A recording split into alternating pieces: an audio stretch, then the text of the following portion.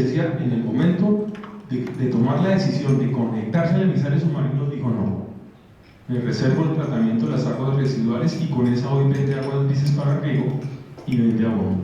Entonces entró dentro de un concepto de economía circular bien interesante, donde le bajó el volumen a la necesidad, teniendo el colector al lado, de conectarse al agua residual. Digamos, aquí puede pasar lo mismo. Lo que pasa es quién opera y mantiene esas petales. Entonces se necesita una empresa que esté ahí, porque nosotros como promotores no somos digamos, ni pretendemos ser prestadores de servicios públicos. Pero lo que sí queremos, digamos, y quiero transmitir es que hay tecnología para hacerlo y no necesariamente depende de unos grandes colectores que nos lleven hasta el río Cauca, mejor dicho, digamos, hasta la planta del río Cauca. Que eso es el mensaje importante. Y tenemos que ser muy creativos también en este caso. Con respecto al estudio de tránsito, usted está presentado en la página donde está disponible solo un informe de 20 páginas. Eso también tiene asociado el modelo y los aforos, los conceptos vehiculares que se hicieron y en qué fecha se hicieron los estudios de tránsito. Eso se hizo entre el 2019, 2018 y 2019. Muy seguramente nos va a tocar hacer, digamos, parte de las observaciones que ustedes hacen van encaminadas a eso, ¿sí? Y cómo este modelo de tráfico y de tránsito, y sobre todo más de movilidad, se asocia a los nuevos proyectos de espacio público. O sea, la calle sexta va a ser importante, el corredor verde ferroviario va a ser importante, el tema del mío también. O sea, digamos, creo que la pregunta, si estuviera del lado allá, es cómo se integra esto a esa nueva esquema de movilidad. Allá iba, cuando tú presentas luego en la misma página, en el tema del análisis del mercado, una propuesta de un tranvía o un cable, ¿esos están incorporados en el modelo o eso es solo como una propuesta? No, es propuesta nueva. Pero ese, digamos, se evaluaría el impacto tanto económico como de movilidad en el mundo. La idea es esa, o sea, la idea es poder comparar, o sea, el que está hoy es una línea base, ¿cierto? ¿Qué pasa con estos modelos alternos? ¿Sí? ¿Cómo disminuye, digamos, la demanda de CO2? Eso puede ser un indicador bien interesante. ¿Cómo le bajamos y cómo dependemos de, digamos, menos de esa movilidad basada en el petróleo?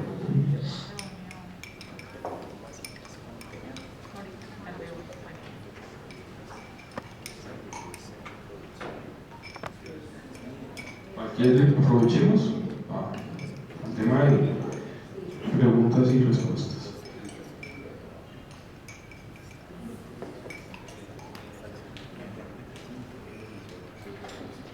En términos de espacio público, si bien está muy vinculado al tema ambiental, ¿hay alguna predisposición, alguna forma de, si bien entregar zonas verdes al municipio, pero que sea también espacio público efectivo, no simplemente esa connotación ambiental? ¿Se ha pensado cómo generar esos recorridos o algo, o simplemente está planteando un elemento preponderante ambiental? No, miren, nosotros estamos convencidos, y eso ha sido, digamos, prácticamente discusiones en el último año, que consolidar el parque de Tres Cruces, o sea, la subida de Tres Cruces, como corredor público es fundamental. O sea, se va a volver espacio público efectivo. ¿Qué tantas de las 530 hectáreas que tiene el ecoparque Bataclan pueden ser públicas? Yo creo que eso también depende de, digamos, creo que aquí nos acompañan del DACMA, ¿cierto? El DACMA ya hizo un plan de manejo para el ecoparque Bataclan. O sea, depende de que nos pongamos de acuerdo y con esa visión, digamos, de mediano y largo plazo, cómo ir consolidando esos terrenos para que sean públicos y en qué proporción es parte de nuestro objetivo. O sea, estamos convencidos, guardadas las proporciones, pero, a ver, el Central Park de Nueva York tiene 340 hectáreas. Esto es más grande como parque que ese gran Central Park. Pero tiene una virtud y es que es muy parecido, está o va a estar rodeado de desarrollos urbanísticos. Lo que pasa es que está en ladera, pero precisamente puede ser, eso va a ser el carácter interesante de este gran parque, que es un mirador en el fondo. Entonces sí queremos que sea público. Así como en el Central Park hay espacios privados, está el museo, está el zoológico, está la estación de policía, de caballería, muy seguramente en el Ecoparque Bataclan también va a mantenerse propiedad privada, ¿sí? El tema es cómo se maneja, ¿sí? O sea, ese plan de manejo es el que hay que tener cuidado. Pero estamos seguros que aparte de que el POS debe dejar un 30% de espacio público obligatorio, ¿sí? Porque lo traslada, lo pudiéramos trasladar, eso es parte de la propuesta, en la sesión que debemos hacer en el Ecoparque Bataclan y en el Ecoparque Tres Cruces. Incluso creo que va a ser un poco más generoso en ese sentido, porque además también como promotores estamos convencidos que si esos parques tienen la calidad que pensamos que deben tener, quienes más ganamos somos los que estamos de este lado. Desde luego ganamos todos, pero vamos a tener un excelente vecino. O sea, si no hacemos nada, se van a urbanizar de manera informal y eso no lo va a controlar ni lo va a detener nadie. Y ese es un mensaje importante y así se lo hemos escuchado al alcalde, ¿sí? Esto es un instrumento para lograr contener de manera positiva algo que si no hacemos nada va a pasar. Y es un proyecto público, o sea, donde la ciudad en general gana. De eso estamos plenamente convencidos. Ahora, ¿cómo lo financia? ¿Qué tanto puede financiar el POS esto? De dos maneras. Uno, porque pues tiene que hacer las sesiones obligatorias, o sea, es a título gratuito que tengo que ceder la tierra para que el parque se dé en lo que me corresponde de acuerdo a la ley. ¿Qué tanto en la adecuación del parque? Probablemente lo que estamos buscando con los diseños y este tema de la convocatoria internacional es dejarle a la ciudad los diseños, seguramente estructurados, la parte técnica y todo, y empezar a buscar de manera conjunta cómo los financiamos. Pero pues obviamente son proyectos de gran, digamos, ambiciosos, pero así como podemos financiar el de Cristo Rey y podemos financiar el corredor del Bioparque del Río Cali, pues muy seguramente vamos a encontrar la manera y los recursos para financiar Tres Cruces y Bataclan. Y lo importante es tener los diseños, ¿sí? Y tener bien estructurado el proyecto. O sea, ese es el primer paso que vamos a dar.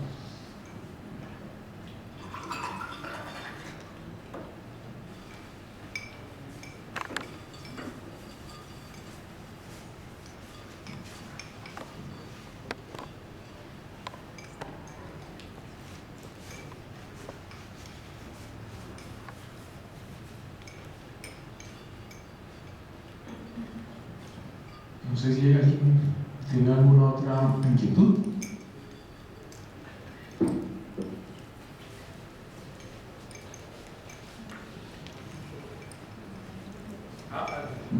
Álvaro quería que miráramos el tema de la propiedad. ¿Sí? Sí, dame un segundo.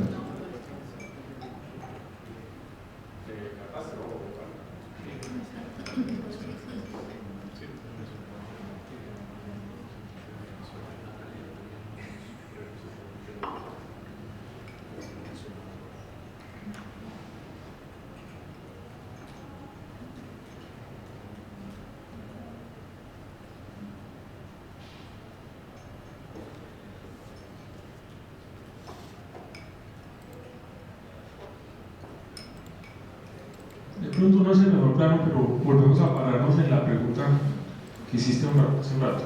Digamos, aquí está la conformación digamos, de los predios que están en blanco, de los 80, digamos, llamémoslo así, parcelas. Pero hay un tema muy importante, y creo que no es menor, y no necesariamente está dentro de la delimitación del POZ, pero Cali Ciudad tiene propiedades aquí arriba en el Cerro de Tres Cruces, y eso es muy importante saberlo. O sea, la ciudad de Cali es propietaria de terrenos en el Cerro de los Tres Cruces. Claro, que está en concesión a la arquidiócesis, que está en concesión a la policía, que está, digamos, a las manos del libre albedrío, que también es un tema peligroso, pero hemos encontrado después de ese análisis de catastro que hay propiedad importante en el Cerro de Tres Cruces y desde luego en el Ecoparque Bataclan. Y precisamente lo que queremos es trabajar de la mano con ustedes para que entendamos que, digamos, también Cali es parte de este proceso de desarrollo, de ecodesarrollo desde el punto de vista del espacio público, de los atractivos turísticos y de los beneficios inmobiliarios que esto pueda tener. porque en un esquema de reparto de cargas y beneficios, pues desde luego la ciudad también tiene un juego y una participación en no solamente gastar, sino también percibir los beneficios del desarrollo urbano. O sea, somos propietarios de parte de ese cerro y creemos que hay una oportunidad también muy importante. Por eso quisimos ampliar el área de no, vuelvo y repito esa palabra que puede sonar un poco incómoda, del lote grande, ¿sí? Porque así se nos ve y quisiéramos romper ese estigma y entender que somos parte de un proyecto de ciudad y que lo estamos construyendo entre todos. Disculpa, ¿me puedes señalar ahí dónde está Chipichape, por favor? Chipichape está acá. Centro comercial, ¿cierto? Sí, señor. Sí. Hay un componente que siempre se ha manejado, de pronto cuando uno maneja el IDES, zonas de riesgo mitigable, no mitigable. ¿Cómo se maneja, por ejemplo, con respecto a la cercanía que tuvo ese proyecto famoso de Chipichape, esas viviendas que después aparecieron como unas cárcavas donde había explotaciones carboníferas? ¿Cómo se tiene pensado todo ese componente? Sí, nosotros hicimos unos estudios de amenaza, vulnerabilidad y riesgo iniciales, generales, en donde se identificaron unas zonas que tienen un riesgo medio y un riesgo alto.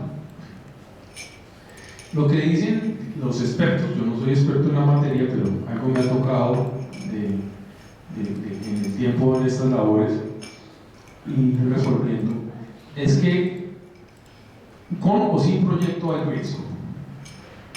Y muchas veces el proyecto es la única manera de mitigar el riesgo. O sea, uno puede dejar las cárcavas ahí, las canteras tal y como están, y si no hay un plan de cierre y de control, hay unos riesgos latentes que no sabemos cómo puedan darse, digámoslo de esa manera, aguas abajo. Lo que sí sabemos es que intervenidas esas zonas, o sea, con un plan de cierre adecuado de la cantera, con un entendimiento de dónde están las cárcavas y cómo se debe manejar, es muy poco probable, o sea, es menor el riesgo. Estamos en esas discusiones, digamos, y en esa conversación, obviamente con el área de riesgos de la Oficina de Planeación, pero también con la CNC, porque uno puede hacer todos los estudios que quiera y los estudios no resuelven el problema del riesgo. O sea, el estudio resuelve el riesgo si el estudio conlleva a un diseño de ingeniería que mitigue el riesgo. Entonces estamos en ese proceso que es más didáctico y pedagógico de entender que esto es un proceso que no terminaría si pretendemos tener los estudios hasta el último final, porque realmente el riesgo se mitiga el día que tenemos el estudio de suelos específico de la contención del puente, de la carretera, del edificio, etc. O que el estudio nos diga, señor, ahí no puede hacer nada, porque eso también puede pasar. ¿Sí? Así de sencillo. Y no puede hacer nada y es grave, y entonces tiene que tener un área de afectación donde tampoco puede hacer nada. Entonces hay que mirar en el tema del reparto de cargas y beneficios cómo mitigo esa, porque eso se vuelve una carga urbanística, cómo la compenso, ¿sí?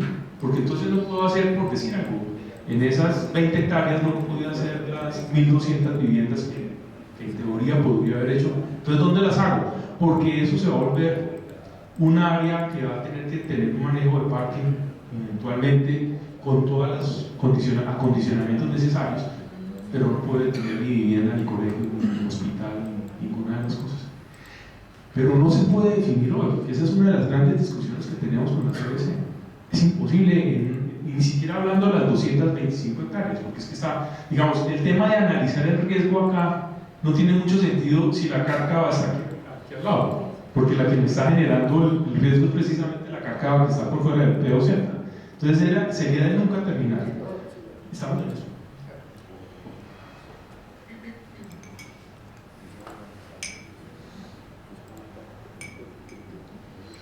La formulación ya fue un plan de cierre. Sí, claro, sí. ¿Más o menos a cuántos años? Está como a 10 años altos. No sé el periodo de tiempo, pero cuando nosotros contratamos los consultores para el tema de las antiguas canteras, digamos, hoy en día están cerradas en su explotación, pero no están, digamos, con el plan de cierre ejecutado. Ellos plantearon técnicamente que el plan de cierre costo estimado, que es una de las cargas plásticas que hay. Pero no te podría responder en este momento, no me acuerdo. Creo que el periodo de tiempo dependerá también de la plata, lo que cuesta eso. Pues tiene que ser viable el proyecto para que genere los recursos para poder hacer los planes de cierre, pero van de la mano. Pero no recuerdo. Esas áreas no serían urbanizables.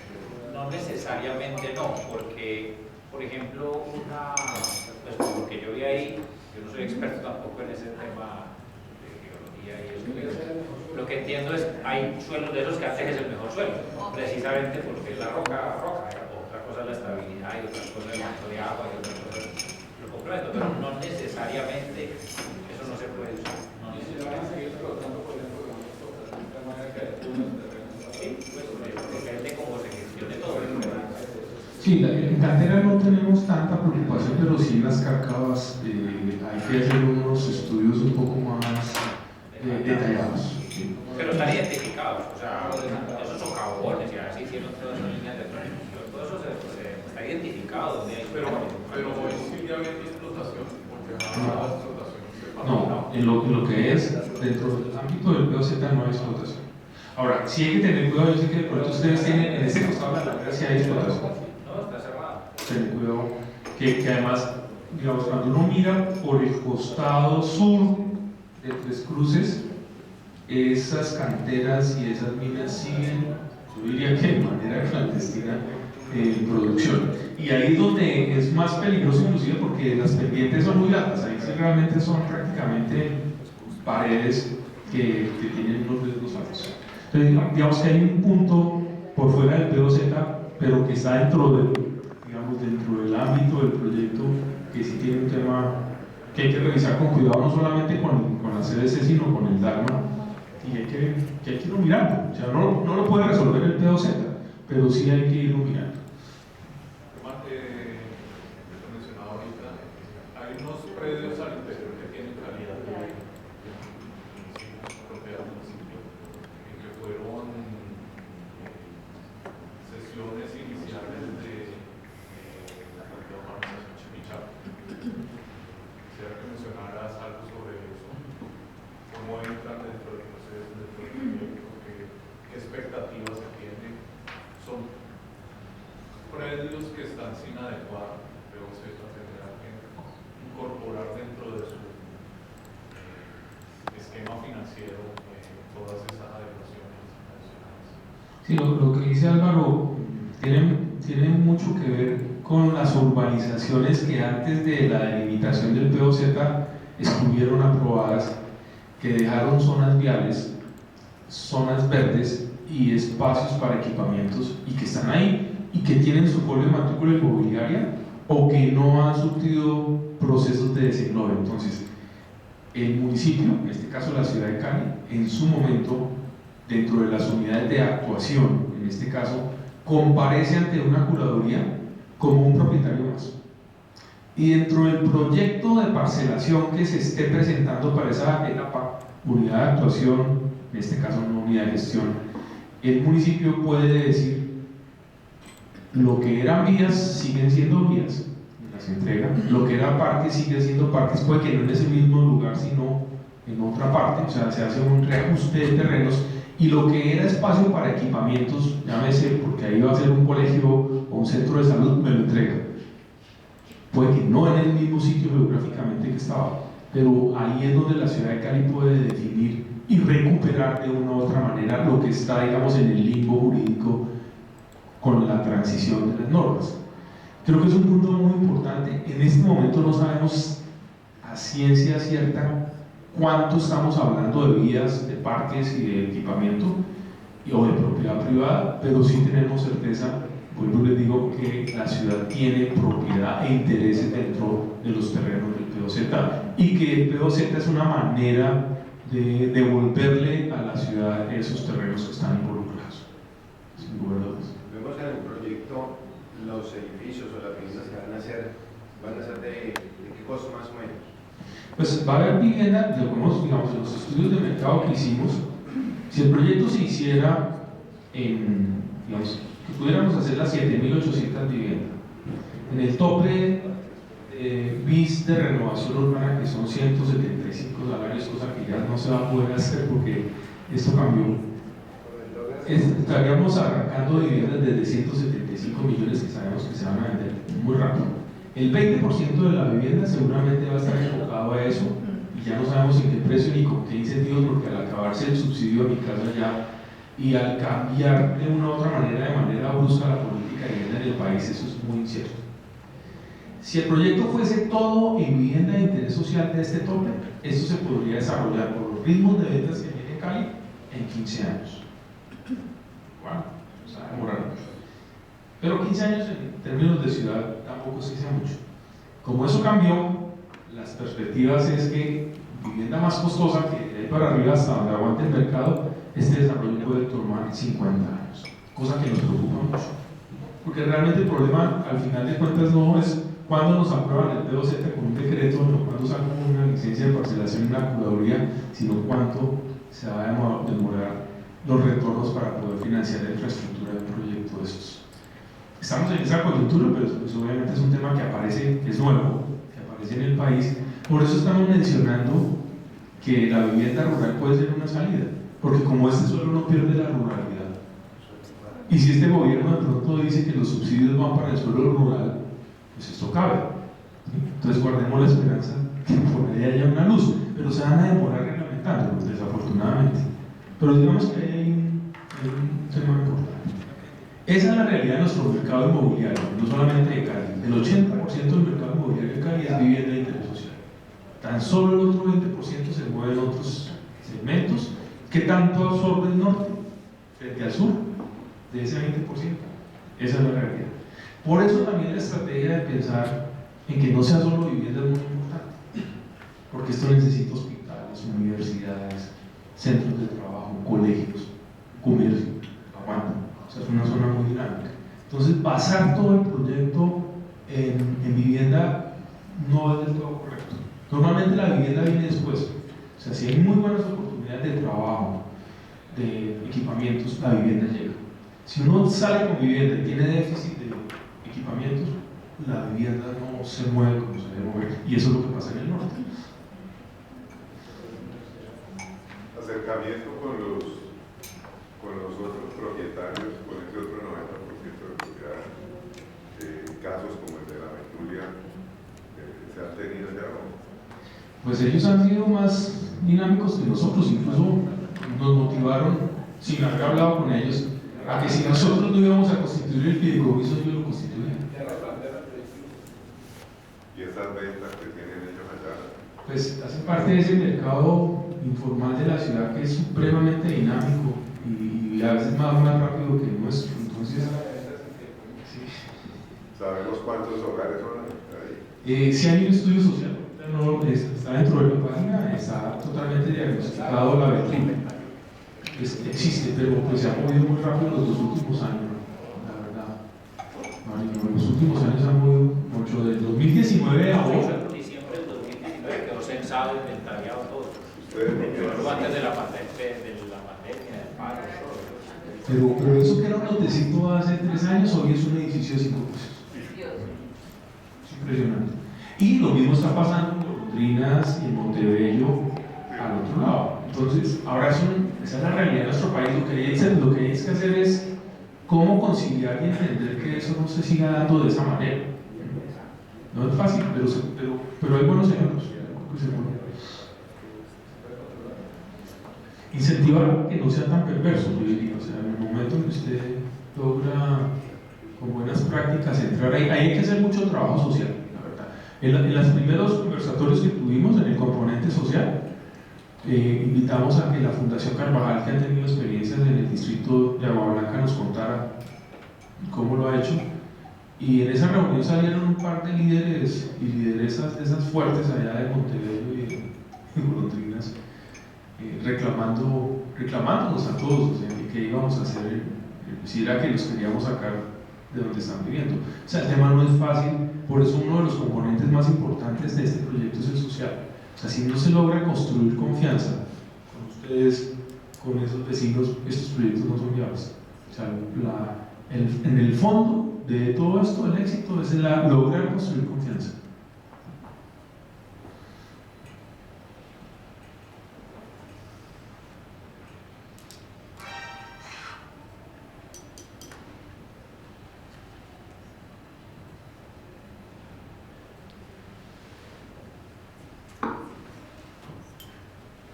No sé si Oscar, ¿quieres hacer alguna intervención? Andrea, Rodrigo, Jaime, Marta. De pronto comentar que desde el componente de movilidad, pues la propuesta que hacen de digamos que ajustar el trazado de la avenida de los Cerros requiere un paso por comité de movilidad que debe tenerse en cuenta en el proceso. Pues, Ana que está acá y conoce el tema, pues creo que es algo que toca hacerlo pues pronto. Incluso ojalá podamos tener el concepto de comité de movilidad antes del pronunciamiento oficial que tenemos que hacer.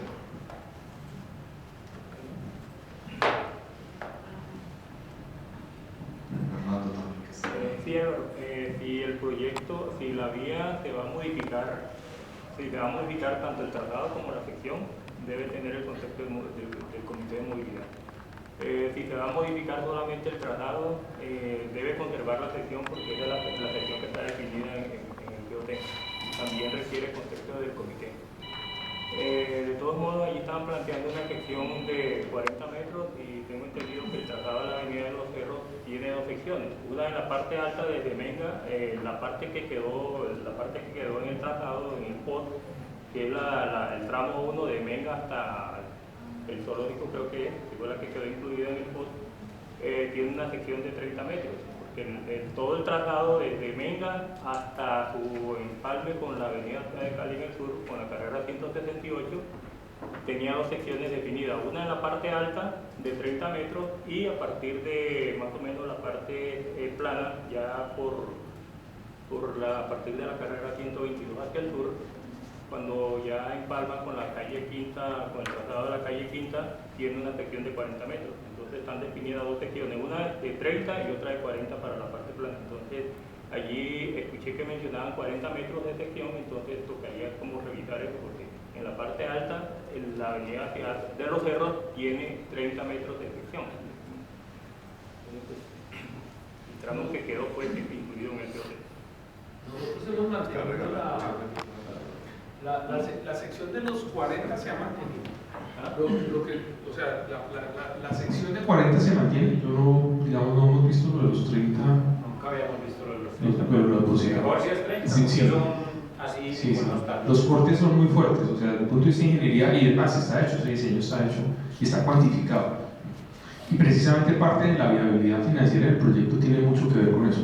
Pero digamos, lo que hicimos fue lo siguiente: partir en dos segmentos, 20 y 20, digamos, con un talud entre ellos, y entregar como primera etapa un corredor, digamos, de 20, pero dejar la afectación de los 40 a futuro. Entonces lo que hemos visto es que por los volúmenes de demanda, pues seguramente no va a ser, si no están construidas las conexiones del norte y del sur, pues muy seguramente no va a ser muy utilizado el corredor. Pero sí, es un tema que, coincido con Álvaro, tenemos que mirar con cuidado. Y al igual que en el tema de riesgo, no es un tema estático, o sea, es un tema que hay que irlo monitoreando. Normalmente cuando estos instrumentos se aprueban con unos condicionamientos de desarrollo de etapas y con unos condicionamientos de que una vez ejecutadas las obras de la primera, por poner un ejemplo, y de la segunda etapa, se vuelven a hacer monitoreos de movilidad para mirar qué tan bien se está comportando. O sea, no queda hoy aprobado algo que no sabemos en 10 años si está funcionando o no. O sea, queda condicionado